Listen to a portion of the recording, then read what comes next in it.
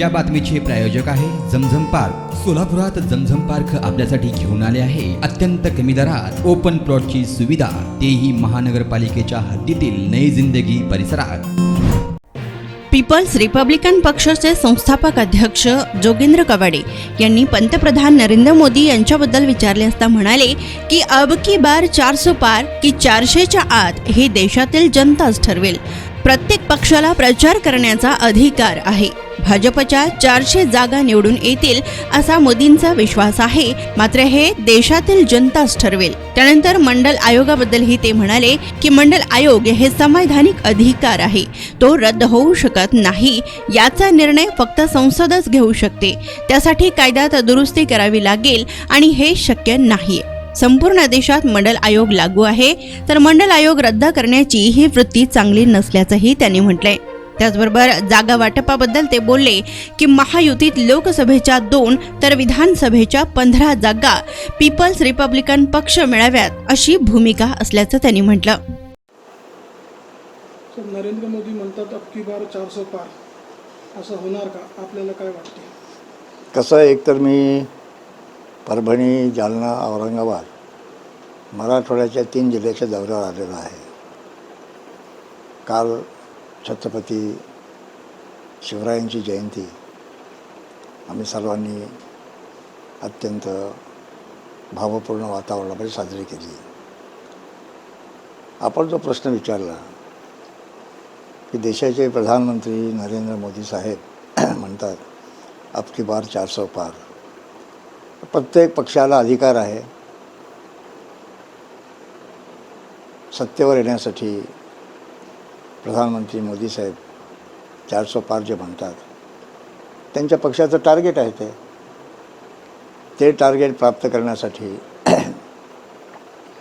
ते सर्व स्तरावरून प्रयत्न करत आहेत। आता याचा निर्णय 400 पार की 400च्या आत या देशाची जनताचा निर्णय घेईल। निवडणुका तोंडावर आहेतच, त्या देशाची जनता काय तो निर्णय, कारण आम्ही जरी म्हणालो असं आमचे पीपल्स रिपब्लिकन पक्ष आहे, आम्ही म्हणालो कमीत कमी 15 आमचे खासदार निवडून येतील, पण शेवटी आहे कोणाच्या हातामध्ये? प्रयत्न करणं आमच्या हातामध्ये आहे, निकाल देणं जनतेच्या हातामध्ये आहे। तेव्हा नरेंद्र मोदींचा हा जो विश्वास ते दाखवत आहेत की अब की बार 400 के पार, या देशाची जनता कसा प्रतिसाद देते त्यावर ते अवलंबून आहे। मराठा समाजाचं सर्वेक्षण काय म्हणणार? मराठा सर्वेक्षण योग्य झाले आहे, आपले काय मत आहे? आता शिंदे समिती आयोग निर्माण केला, अहवाल सरकारकडे गेला आहे। या सर्व जे आयोग निर्माण झाला, मागासवर्गीय आयोग आहे, राज्याचा मागासवर्गीय आयोग आहे, मराठा आरक्षणाच्या संदर्भात न्यायमूर्ती शिंदे यांच्या अध्यक्षतेखाली समिती निर्माण झाली। या सर्वांचे अहवाल लक्षात घेऊन योग्य प्रकारचा सकारात्मक निर्णय मुख्यमंत्री एकनाथजी शिंदे आणि त्यांचं सरकार या विधानसभा अधिवेशनामध्ये घेईल असा मला विश्वास वाटतो। मनोज जरांगे पाटील हे मंडल आयोगाविरोधात न्यायालयात जाऊन तो रद्द करू असे म्हणत आहेत, मंडल आयोग रद्द होईल का? कसं काय रद्द होणार?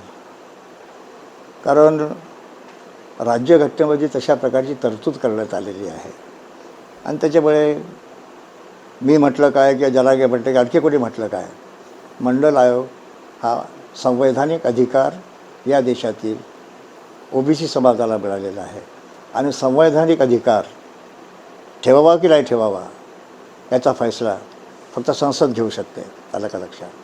त्यामध्ये कायदा दुरुस्ती करावी लागेल, हे शक्य नाही आहे। कारण संपूर्ण देशामध्ये मंडल आयोग लागू झाला।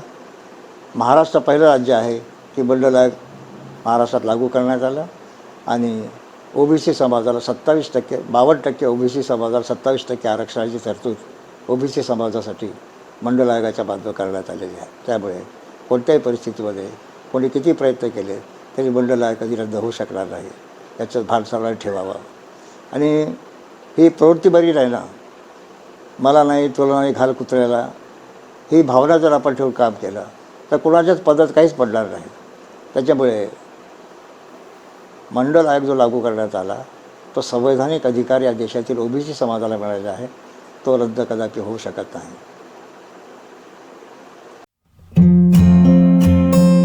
जमीन में निवेश करो, जमीनदार बनो. सोलापूरकर, आपण खुली जागा घेण्याचा विचार करताय, तेही अत्यंत कमी दरात आणि महानगरपालिका हद्दी? तर मग चिंता कशाला. जमजम पार्क आपल्या परिवारासाठी घेऊन आली आहे नई जिंदगी परिसरात तब्बल 3 एकरचा ओपन प्लॉटचा खजिना.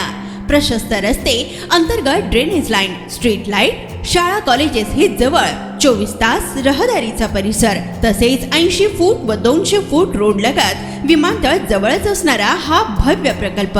आता मी नावाचा मालक नाही तर जमिनीचा मालकही होणार, तेही जमजम पार्क सोबत. बुकिंग सुरू. संपर्क 99 60 82 52 92.